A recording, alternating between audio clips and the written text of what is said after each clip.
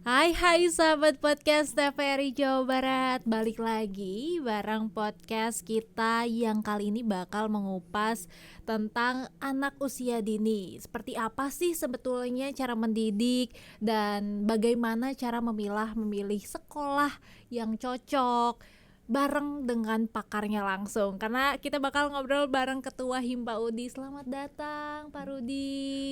terima kasih. Terima Bagaimana kasih. kabarnya Pak? Alhamdulillah baik. Masya Allah. Pak, nah sekarang bagaimana sih, apalagi kan yang kita tahu kalau anak-anak usia dini adalah generasi generasi untuk masa depan, Pak. Ya, Goldennya masa depan itu tuh ditentukan oleh generasi anak mudanya sekarang, anak ya, usia ya, dininya ya. seperti ini. Mm. Itu menurut tanggapan Bapak bagaimana? Apakah ada hal-hal tertentu yang harus dikembangkan atau ada hal-hal tertentu yang supaya kita bisa mengetahui ini colornya seperti apa sih, ini karakternya sebagaimana gitu. Ya, baik. Baik, terima kasih para pemirsa. Jadi memang anak usia dini ini memang digolongkan dalam usia keemasan. Makanya biasa disebut dengan golden age ya. Sebetulnya perspektif atau pandangan kenapa sih gitu ya dikatakan usia keemasan itu memang dasarnya adalah kajian atau analisis dari teori neurosciences ya terkait dengan teori otak, bahwa pertumbuhan otak itu baik secara fisiologis maupun psikologis itu luar biasa cepatnya pada usia 0 sampai dengan 8 tahun. Nah, pada usia 0 sampai dengan 6 tahun ini akselerasinya sangat cepat sekali. Inilah yang membuat kenapa momentum mendidik anak usia dini menjadi sangat penting, karena pertumbuhan otaknya baik secara fisiologis maupun psikologis itu sangat cepat sampai dengan 80% itu pada masa usia 0 sampai dengan 6 atau 0 sampai dengan 8 tahun, seperti itu. Itu yang sering disebut oleh masyarakat sekarang, anak ketika usia 0 sampai 8 tahun tersebut adalah peniru terbaik ya Pak ya. Betul. Dia bisa bukan hanya peniru ya, tapi dia juga adalah seorang kreator, begitu ya. Dan kreativitasnya yang paling utama sekali tentunya akan menyentuh sisi imajinasinya ya. Jadi kekuatannya itu kan ada sisi imajinasi ya, seperti itu. Kemudian sisi imajinasi anak usia dini juga luar biasa, tidak terbatas ya, seperti itu. Karena memang pada dunia anak usia dini imajinasi itu akan menjadi satu pilar. Pintu masuk pengetahuannya pun dari imajinasinya, pintu kecerdasannya juga dari imajinasinya. Maka dari itu kita tidak usah khawatir ketika anak usia dini memang sangat benar-benar ya, kadangkala ya hidup di imajinasinya ya, mungkin ada yang aktif gitu ya, dan aktifnya mungkin dasarnya dari imajinasinya, meniru sesuatu, misalnya meniru superhero, meniru apalagi dan sebagainya dengan imajinasinya, seperti itu hal yang biasa seperti itu. Tapi ada nggak Pak hal-hal tertentu yang harus dilakukan supaya imajinasinya tersebut tuh berkualitas, apalagi kan sekarang di 4.0 mau ke 5.0 juga, yang ditakutkan teknologi yang semakin canggih membuat anak-anak meniru hal-hal yang tidak baik ya di dalam teknologi tersebut. Ya, sebetulnya teknologi ini kan adalah fasilitas untuk membantu ya stimulasi pendidikan. Hanya persoalannya kan bagaimana teknologi ini bisa dimanage dengan baik.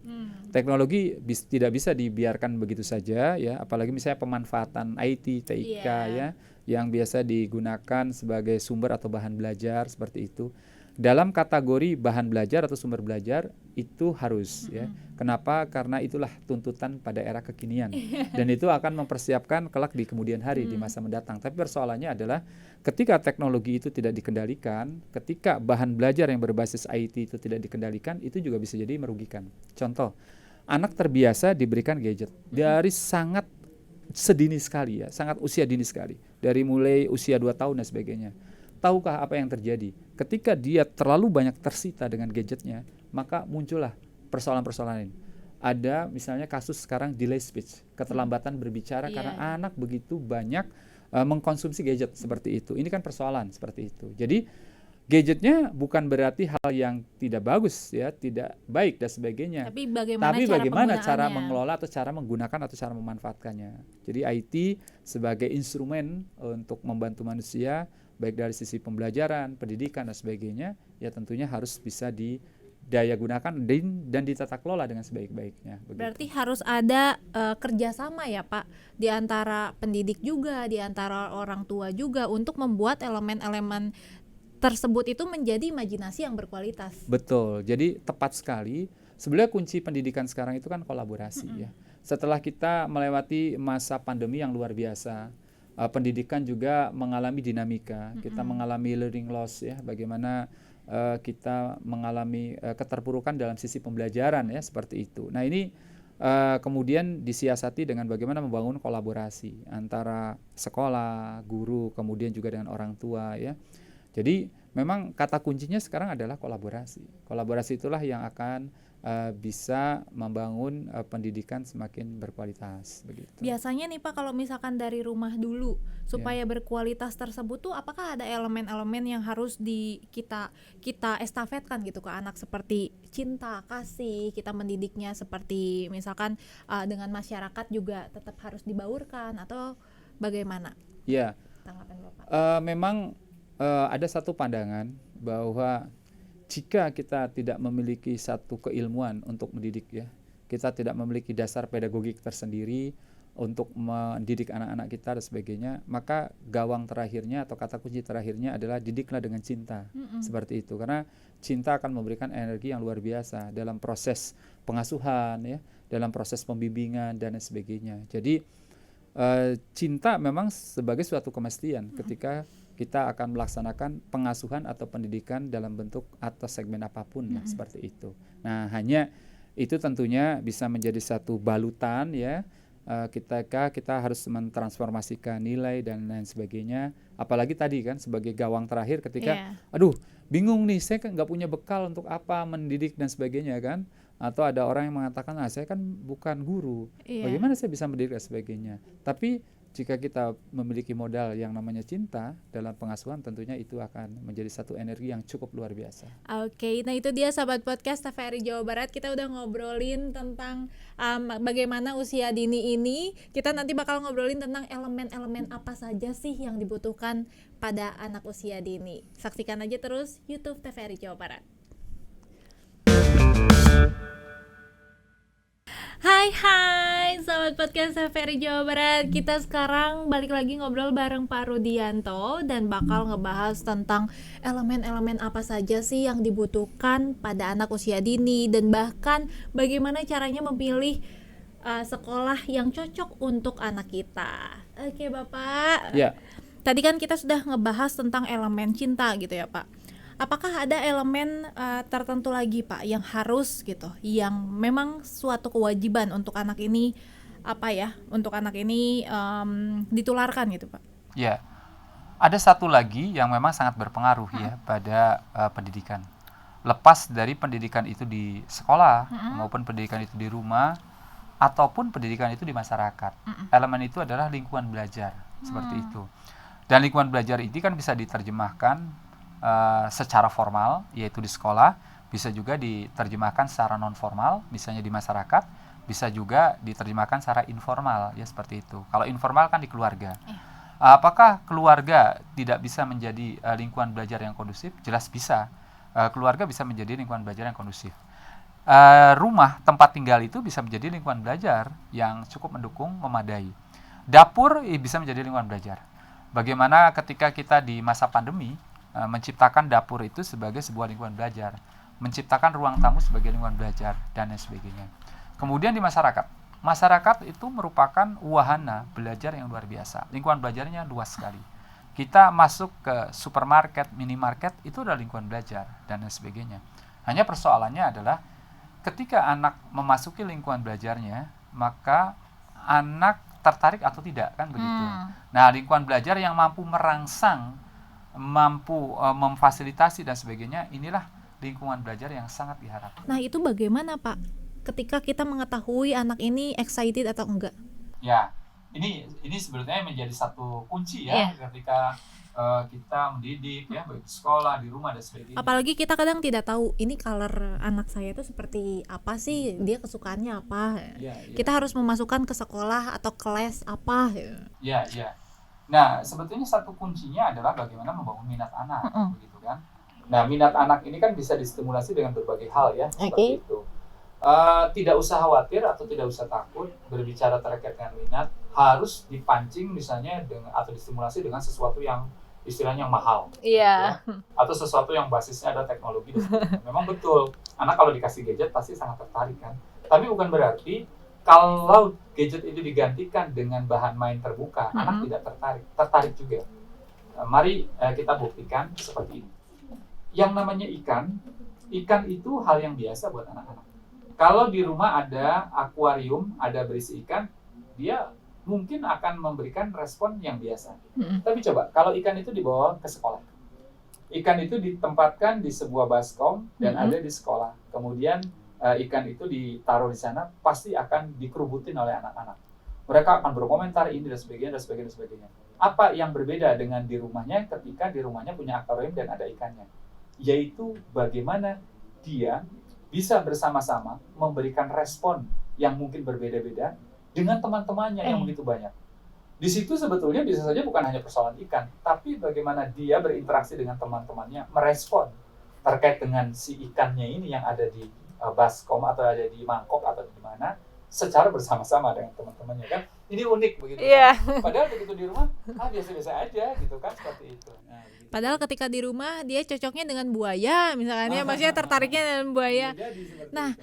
Pak, barusan kalau kita membaurkan dia dengan teman-temannya, apakah ada hal yang harus dipantang atau ada hal yang harus diminimalisir, tidak boleh didekatkan dengan orang-orang yang seperti ini karena sepertinya kebanyakan orang-orang atau enggak ibu-ibu ini tuh ketika mau membaurkan anaknya dengan golongan A, golongan B, ada ketakutan-ketakutan tersendiri gitu, Pak. Iya, biasanya setiap anak itu akan dibekali dengan nilai-nilai atau norma-norma ya. Ketika mereka keluar dari rumah, orang tuanya sudah membekali jangan begini nak, misalnya jangan begitu, walaupun banyak menyampaikan kata jangan juga itu tidak baik. Dalam artian bahasa yang dibangun justru bukan bahasa positif tapi bahasa negatif ya. Tapi bukan berarti kita tidak boleh orang tua mengatakan. Dan itu yang akan tercetak di mindset anaknya kata jangan ya. Iya. Jadi boleh-boleh saja menyampaikan kata jangan, yang penting jangan terlalu berlebihan terus-menerus dan sebagainya seperti itu. Nah, ketika anak keluar, anak diberikan norma, anak diberikan nilai, anak akan diberikan wanti-wanti pesan dari orang tuanya, nggak boleh ini, nggak boleh itu, dan seterusnya misalnya gitu ya. Ini kan norma, ya ini kan adalah sebuah ketentuan. Nah, norma ini akan dibawa ketika dia berinteraksi dengan teman-teman sebayanya, mungkin dengan orang dewasa lain, dengan komunitas atau dengan masyarakatnya. Nah, sebetulnya interaksi seperti ini adalah interaksi yang akan menjadi momentum untuk dia. Bisa belajar prososial, bisa berinteraksi dengan baik. Ya. Kemudian dia juga bisa mengaktualisasikan norma-norma yang ada di keluarganya, seperti itu. Nah, inilah sebetulnya ladang atau wahana. Bekal penting ya betul. Itu. Wahana untuk mengaktualisasikan, seperti itu. Biarlah anak mengaktualisasikan, dan apabila ada hal-hal yang memang dipandang tidak seharusnya dilakukan, ya orang tua cukup mengingatkan dengan hal yang sangat baik ya, tanpa mesti harus merendahkan ya perasaan anak atau misalnya membuat ketidaknyamanan anaknya, sehingga anak merasa tersinggung misalnya, kemudian dia ngambek atau menangis gitu ya, atau mungkin tantrum barangkali seperti itu kan, biasanya begitu ya. Anak tidak misalnya jangan naik-naik begitu kan, karena orang tua memberitahukannya seperti itu, mengingatkannya seperti itu, anak merasa tidak berkenan kan gitu ya. Nah yang lain kan naik-naik kok begitu kan. Nah seperti itu. Nah yang paling penting kan itu. Tapi biarlah sebetulnya anak-anak juga melakukan hal-hal yang menurut dia adalah dia perlu lakukan ini atau hal-hal yang spontan. Nah tapi yang paling penting kan orang tua bagaimana bisa melakukan pembimbingan dengan baik, dan kemudian setelah anak-anak selesai melakukan aktivitasnya itu, orang tua memberikan penguatan. Nah tadi Pak ngomongin tentang tantrum sangat menarik sekali, karena banyak sobat TVRI Jawa Barat di rumah yang menunggu Pak informasinya bagaimana cara kita menghadapi anak yang tantrum. Sobat podcast TVRI Jawa Barat, jangan kemana-mana, tetap tonton podcast TVRI Jawa Barat.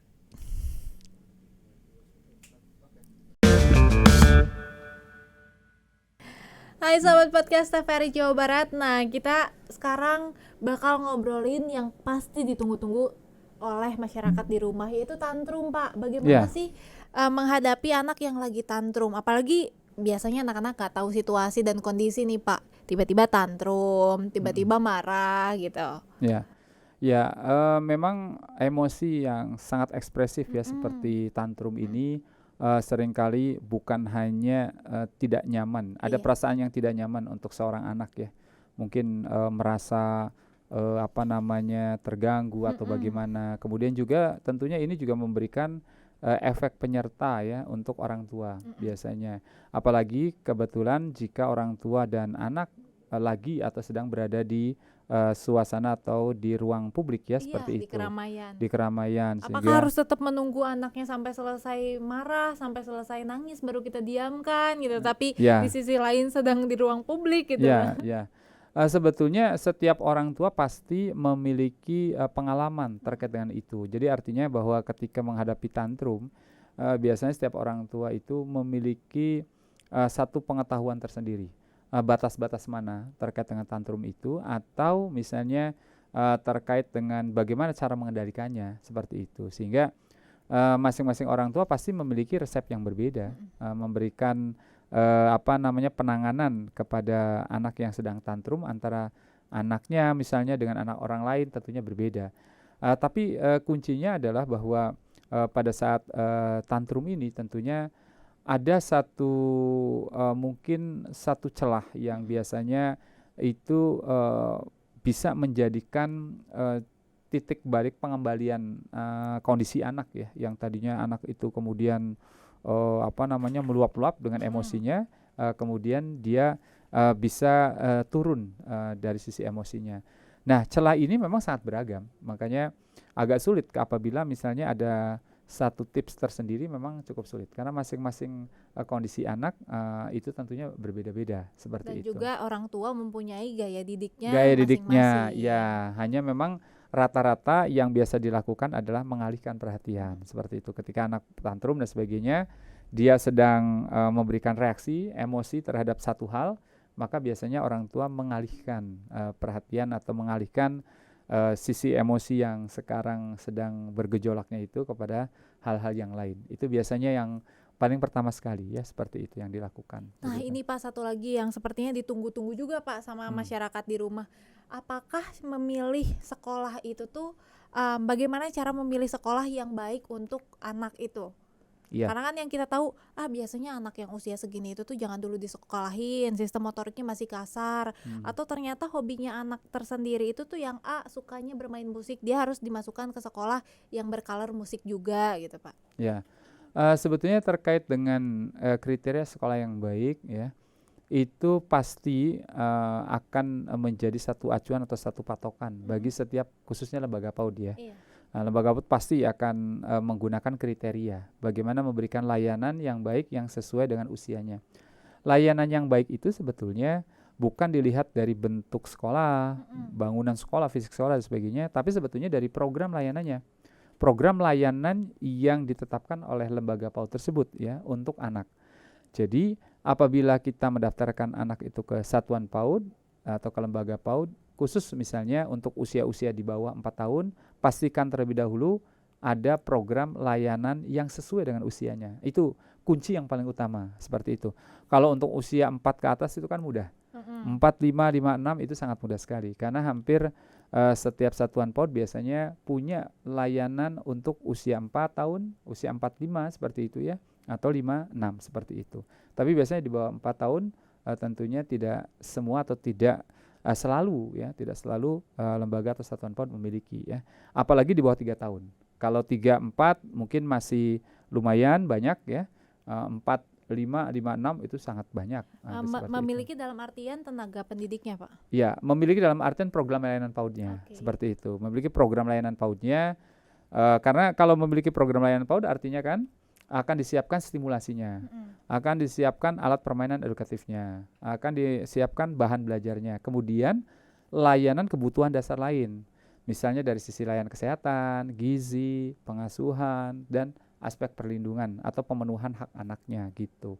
Nah, itulah yang menjadi karakteristiknya seperti itu.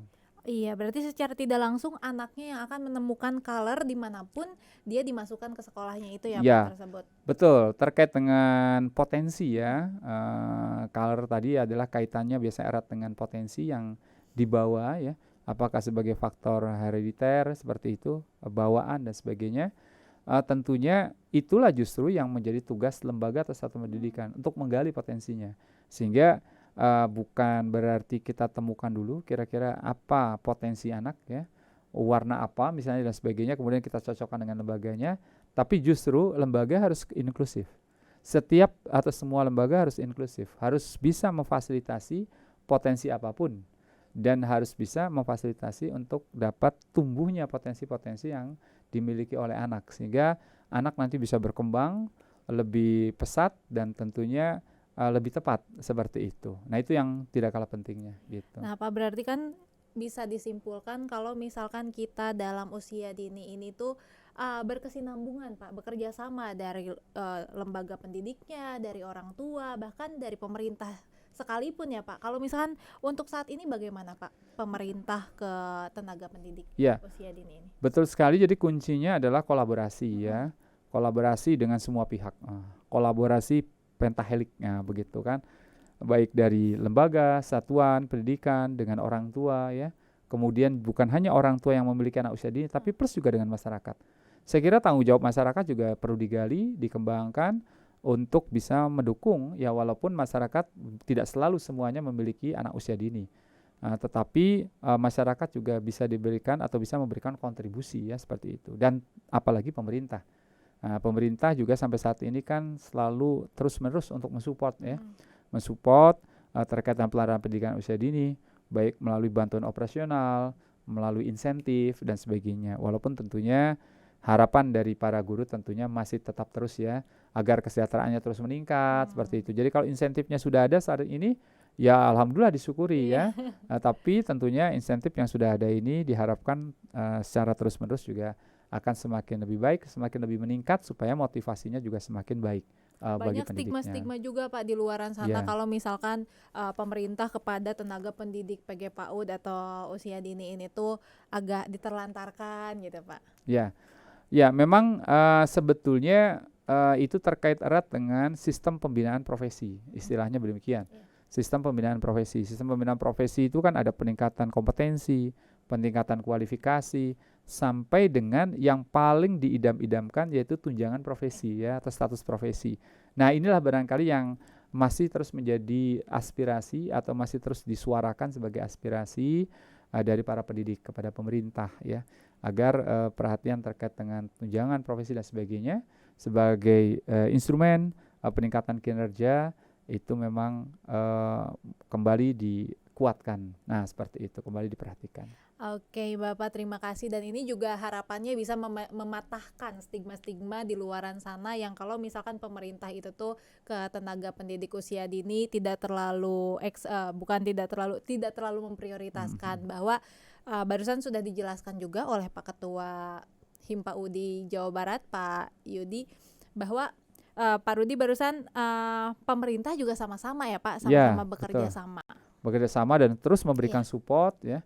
Memberikan support baik macam-macam supportnya kan, bantuan operasional, insentif dan sebagainya. Hanya support ini tentunya akan selalu diharapkan oleh para pendidik untuk terus-menerus meningkat seperti itu. Nah, itu yang paling penting. Iya, karena anak usia dini juga merupakan generasi emas ya Pak. Iya, betul. Itu fondasi sekali. Anak usia dini fondasi sekali. Kalau saya generasi kalau anak usia dini generasinya generasi emas, golden age, masa keemasan. Nah, kalau sudah seperti ini mungkin antara bisa jadi keperunggu-perungguan ya.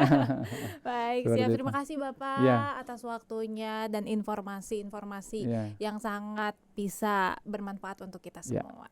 Sama-sama. Bapak juga bisa ada ajakan untuk para Himpa-Udi dan untuk para sahabat podcast TVRI Jawa Barat di rumah untuk selalu saksikan YouTube-nya TVRI Jawa Barat, like, komen, dan subscribe. Ya. Tentunya kepada seluruh keluarga besar Himpa-Udi, keluarga besar PAUD di Jawa Barat ini, dan kalau misalnya sempat juga dari seluruh penjuru tanah air Laskar Himpa-Udi, Pada kesempatan kali ini, TVRI Jabar memiliki channel YouTube yang luar biasa, selalu menyajikan informasi-informasi yang edukatif. Oleh karena itu, saksikan dan jangan lupa like and subscribe-nya. Dan Masih. juga komen. Dan juga Terima komen. kasih. Thank you. See you.